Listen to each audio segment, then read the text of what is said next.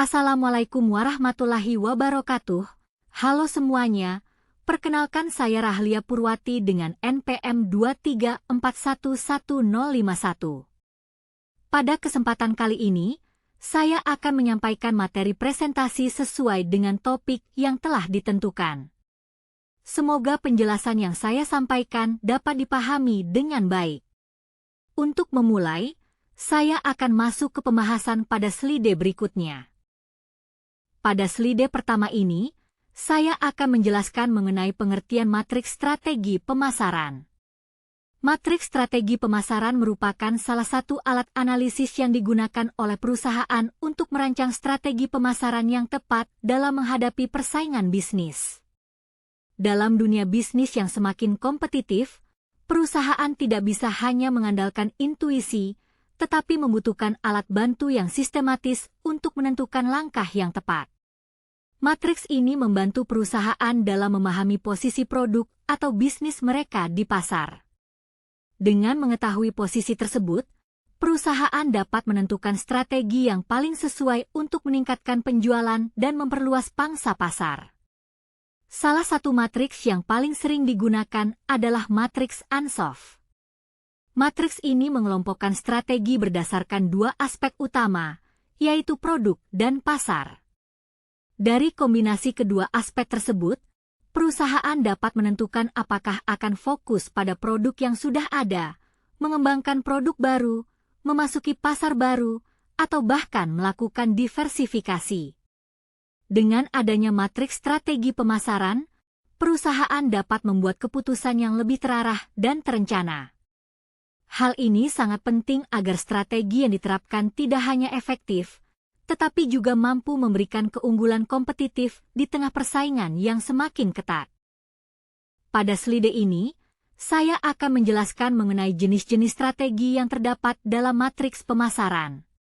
Strategi penetrasi pasar merupakan strategi yang paling sederhana karena perusahaan hanya berfokus pada peningkatan penjualan produk yang sudah ada di pasar yang sama. Hal ini dapat dilakukan melalui promosi yang lebih intensif, peningkatan kualitas layanan, atau memperluas distribusi. Selanjutnya, strategi pengembangan pasar dilakukan dengan cara memperluas jangkauan ke pasar baru. Misalnya, perusahaan mulai menjual produknya ke wilayah geografis yang berbeda atau menargetkan segmen konsumen yang baru. Kemudian, strategi pengembangan produk berfokus pada inovasi. Perusahaan menciptakan produk baru atau melakukan modifikasi terhadap produk yang sudah ada agar tetap menarik bagi konsumen. Terakhir, strategi diversifikasi merupakan strategi yang paling kompleks dan berisiko tinggi. Dalam strategi ini, perusahaan mengembangkan produk baru sekaligus memasuki pasar yang baru. Pada slide ini, terdapat 4 jenis strategi utama dalam matriks Ansoff yang perlu dipahami. Yang pertama adalah penetrasi pasar, yaitu strategi untuk meningkatkan penjualan produk yang sudah ada di pasar yang sama. Biasanya dilakukan dengan cara meningkatkan promosi, memberikan diskon, atau memperkuat hubungan dengan pelanggan. Yang kedua adalah pengembangan pasar, yaitu strategi untuk memperluas pasar dengan menjangkau konsumen baru atau wilayah baru. Strategi ini memungkinkan perusahaan untuk meningkatkan jumlah pelanggan tanpa harus mengubah produknya. Yang ketiga adalah pengembangan produk, yaitu strategi yang dilakukan dengan menciptakan produk baru atau melakukan inovasi terhadap produk lama. Tujuannya adalah untuk memenuhi kebutuhan konsumen yang terus berkembang.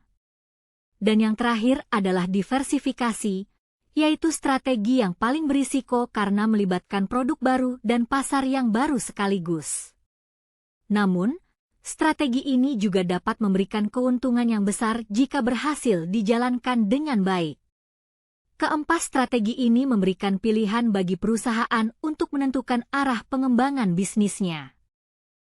Sebagai kesimpulan, matriks strategi pemasaran merupakan alat yang sangat penting dalam membantu perusahaan menentukan strategi yang tepat dalam menghadapi persaingan bisnis.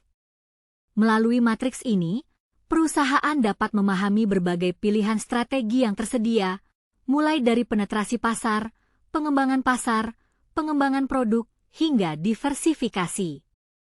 Setiap strategi memiliki kelebihan dan risiko masing-masing, sehingga perlu dipilih dengan mempertimbangkan kondisi internal perusahaan dan lingkungan eksternal. Penggunaan matriks strategi pemasaran juga membantu perusahaan dalam membuat keputusan yang lebih terarah dan sistematis. Dengan strategi yang tepat, perusahaan dapat meningkatkan daya saing, memperluas pasar, serta mencapai pertumbuhan yang berkelanjutan. Oleh karena itu, pemahaman mengenai matriks strategi pemasaran menjadi sangat penting, terutama bagi pelaku bisnis dan mahasiswa yang mempelajari bidang manajemen pemasaran. Sekian presentasi dari saya. Saya akhiri. Wassalamualaikum warahmatullahi wabarakatuh.